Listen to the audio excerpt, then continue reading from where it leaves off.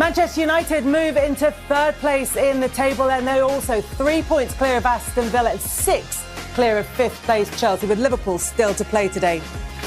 In this, you know, it's a great finish for him and for his confidence as well.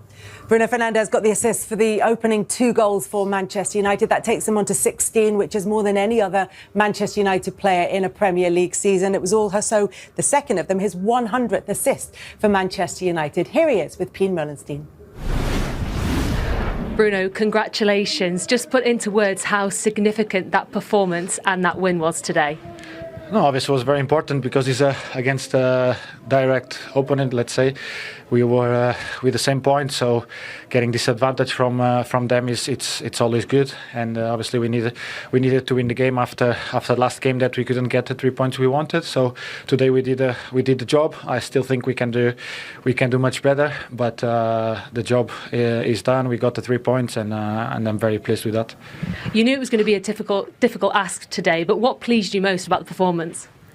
No, as always, you know, like in the Premier League, every game is difficult. Obviously, when you play against Villa, that are a team very well organised and know what they have to do, the plan against us, it's always very good. It's always very tough to play against them, and a part of that, they have individual players that can make such a difference. But I was about to follow our plan, what we trained to do in this game. We did it very well. We knew they had a high line that we had to make sure that our runs were on point, because it's very difficult to get the momentum on that high line. It looks easy, but it's more difficult because if the timing is not perfect and the pass is not good, it's very difficult. But we did it today, and we won the game. You've hit a couple of milestones yourself as well today. You got your 100th assist. In doing so as well, you beat David Beckham's assist record for a single season at the club at Manchester United. So how much of a proud moment is that for you as well? No, obviously I'm more proud and more pleased because I did it serving my teammates. You know, that's even better, because giving joy to the others is also very good when you play in the position I play. So I'm very happy that I can help them to score and to be happy having their moments. And obviously it's a huge achievement for me, but main achievement will be in the top spots at the end of the season. Massive congratulations today. Thank you so much. Thanks, Bruno. Thank you. Player of the match performance from Bruno Fernandes there, and it takes Manchester United into third place in the table. They're 3 points clear of Aston Villa, 6 points clear of Chelsea, and Liverpool, as things stand, if it goes down to 5 places. Do they look comfortable in terms of Champions League qualification? United, yeah, I think they're absolutely short for it. Again, we've mentioned it before, no distractions. They could just focus on the games, get some recovery in between the games. Villa looked a bit flat today. United, second half, pretty comfortable. And you give players like Bruno time and space, you're going to be punished. And as I said, I think United are absolute search for that Champions League spot. And actually, quick word on Villa and their chances of Champions League qualification. Not because of their position, but because of the momentum. Yeah, of course. And, you know, especially when United have got that psychological bit to it with them winning now. You know, Liverpool will see that. You know, they had that opportunity with Chelsea as well last night, and they didn't take it. And like I said today, they just weren't at it. And you know, that's their own fault. Yeah, they are increasingly getting that gap in third. So 0-0 at half-time. All the goals coming in that second half. United taking the lead from a corner kick, which, when you look at the way it was conceded, Tim, you weren't really happy about this from a Villa point of view. Lucadinha at the back post, you see him there. It's a good save from Martinez, and then he's under no pressure. Look, everyone sees it. Why are you giving a corner away there? Kick it out for a throw-in, or get yourself turned around and kick it up the field. But from there on in, Michael, the movement and the header was unbelievable, wasn't it? And how many times have we seen it, Casemiro? For somebody that's not that tall, he times his runs, he times his jumps. He's a fantastic header of the ball. Ahmad just pulls away. You can see that highlighted area at the near post. He pulled Dinya out of the way of that, and Casemiro comes and fills the space and nods it into the back of the net. But the guys in the front area have to go and head the ball. I mean, he loses Ross Barkley, has a run on him. But if you're Ollie Watkins, you have to go and head that at the highest point. He's waiting for it to come to him. He doesn't see where Casemiro is. It's a brilliant time jump and a wonderful guided header. But they have to do better in the front area. Yeah, Villa did have hope with 1-1, but then this is a brilliant move, and you love this finish as well from Matthias Cunha. Oh yeah, he's just all class, isn't he? And this is Manchester United really at their best, when they're defending, when they break reasonably quick. Obviously Bruno Fernandes pulling out here onto the left-hand side. Mbeumo makes a run, but he times it poorly, really, so he's offside. But for Fernandes to see that, to spot that ball, is quite incredible. We just look at Konsa as well here. He takes a little look at Mbeumo, and just that little glance there almost puts him off, loses his momentum. Cunha then gets a run on him, and what a finish that is as well. The key to this is the Casemiro pass to Bruno Fernandes gives him no control problems. He knows he can play it first time. As Casemiro is coming forward, he's looking at the two centre forwards, looking at Mbeumo, he's looking where Cunha is, and he just lends it to the assister. He gives it there, and no control problems. He knows he can pass that ball first time. If you get it first time, the defenders are never set, and they were in behind. Once he was in behind, he was never ever going to miss. Brilliant finish. Benjamin Sesko didn't start today, but for the fourth time under Michael Carrick, off the bench to score, a little bit of help, but he'd only been on the pitch just over 5 minutes to make absolutely sure. Just shows you, doesn't it? Like these little bits of luck. It was a deflection, let's say, but you know they weren't going for him in the first half of his Manchester United career so far, and then all of a sudden you get a bit of luck, bit of confidence. You take a swipe at it. Don't know where it was going, to be honest, and then it bounces off a defender and goes into the corner. So, and that's what happens when you're in confident mood. You know, surrounded by bodies, turns, strikes, and everything he touches turns to gold at the moment. He stays alive, doesn't he? You know, makes his first movement, doesn't get it again, ricochets back out, he keeps himself alive. Great athleticism with a jump, by the way. Yeah. I'd like to see him when the ball's in motion with his head in. I think he can improve. He can still develop, this kid. But he definitely comes off the bench with the correct attitude to prove to the manager that he warrants a start. But unfortunately, the players ahead of him are too good.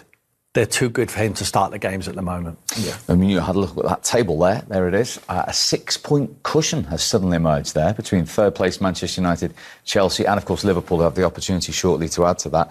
And that's very healthy. And 11 games ago, very unexpected. Exactly that, yeah. I said before the game that one team were going up that way and one team were going that way, and it's continuing. Aston Villa are dropping like a stone. Yeah. They need to arrest that slide. Manchester United, I mean, they're qualified for the Champions League. I'm absolutely certain of it. I've thought it for a long, long time now. They're in good form. Lots of goals being scored by various players. The managers, obviously, you know, getting better and better, I guess. You know, and the momentum's getting more and more. So Manchester United, I'd be surprised. In fact, I think they've probably got more chance of coming second, like catching a Manchester City, let's say, than they have of dropping out now. So they've got loftier ambitions. But Aston Villa, they need to hang on. They're probably, you know, the likes of Chelsea losing yesterday was a real bonus for them. They got to get back on the wagon quite quickly. The way it's going for them at the moment, Mo, I just think it might be easier for them to qualify for the Champions League by winning the Europa League. And I think it's a manager who's done that before. He's done it 4 times. I think it's time for Aston Villa to lift the trophy. I've got full belief that he will win the Europa League this season with Aston Villa and qualify for the Champions League. At the moment, obviously, Liverpool host Spurs. So if you're watching this on repeat, that game will have happened. You'll know what's happened. But we imagine Spurs will lose at Liverpool. But regardless of what they're doing, it's what we do that counts. And we've done our job today. Now 3 points ahead of Villa with a much better goal difference. That could be a factor. And 6 points ahead of Chelsea, who were beaten by Newcastle at Stamford Bridge on Saturday evening. So Wes, it does look very nice now, this league position. It does, and I think the goal difference does make a play this season because it's so tight. But like we've talked about, you've just got to look at winning the next game and seeing what City do then.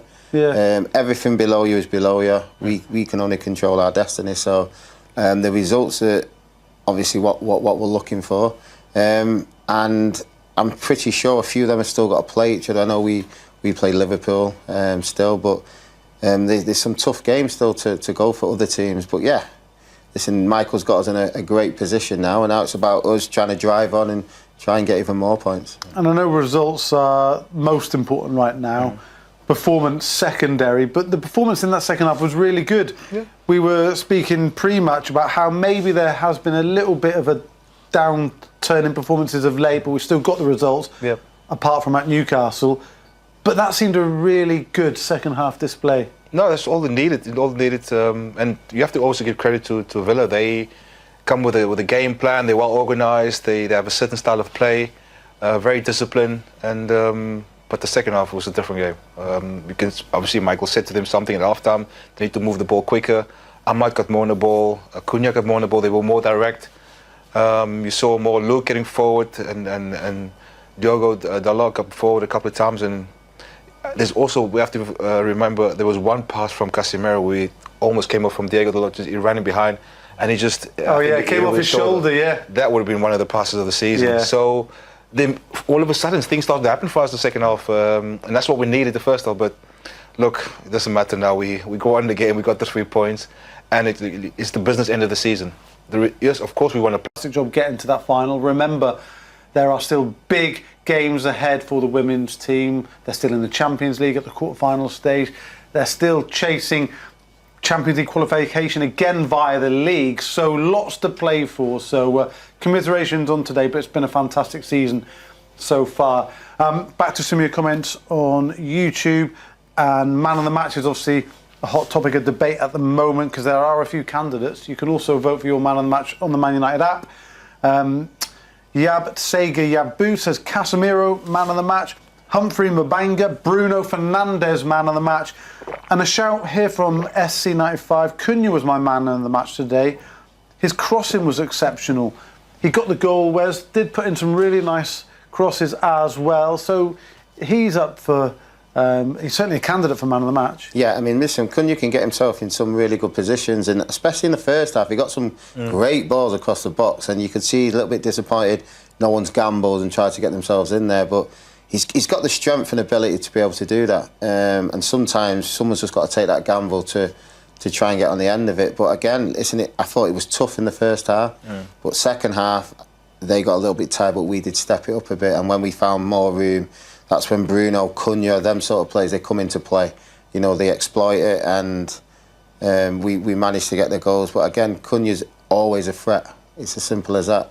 And it's hard for defenders at times because they try and get tight, they try and muscle him out, and they hardly win. You know, you think you can win it, but he muscles you out of it. He gets on the turn.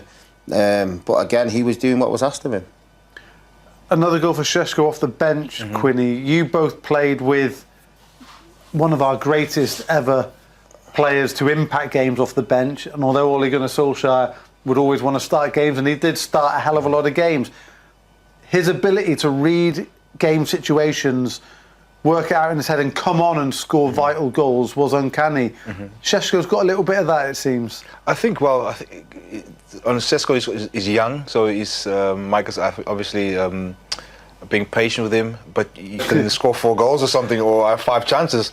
He was just unbelievable how he read the game and knew which defenders will open the legs and what switch off. And but with Sesko now, I think he's got the confidence on his side, and he'll be a little bit disappointed not starting today because of his scoring in the last couple of games. But if he continues like that, oh my goodness! I think if he continues like that, he's got to play him from the beginning. But look, he's got his goal. He could have had 3 if he was on it today. So, but very important for him, good for his confidence. But Ollie was something else. Ollie was the beast. Yeah, he certainly was. A couple more shouts on man of the match. Two Face says Kobe Mainu. He was great under pressure. Ronald Kirabo. Can we give man of the match to the whole team? And certainly there have been a lot. Game about the significance of this match. How does it feel now to get it over the line? Yeah, it feels good. I thought it was a good performance in the main. I thought we done a lot of things that we were really happy with in the game, and to finish a game like we did, we knew it was a big game coming into it, and get back to winning ways really, and the boys responded ever so well. So really pleased with them. Yeah.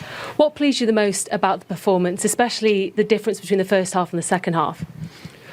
I was quite happy with it half time, to be honest. I thought it was just a tight game. It was one of those games. I don't think you can always expect it to be edge of the seat kind of all guns blazing performance. I think sometimes you've got to be a bit measured. I thought we defended well as a team. We were really disciplined, and then the game opened up for a second half, and we had the players to make the difference. So yeah, I was pleased with pretty much the whole game. There was a little spell before they scored where we kind of lost our shape a little bit, and then we got caught with that. So but we came back strongly. So I'm really happy with the players. Well, the first player to make the impact was Casemiro. It was a brilliant header. I mean, the way he executed it was so good as well. What was your reaction to it? Yeah, Cassie and Bruno got a good understanding, and you know, some of it's you can coach certain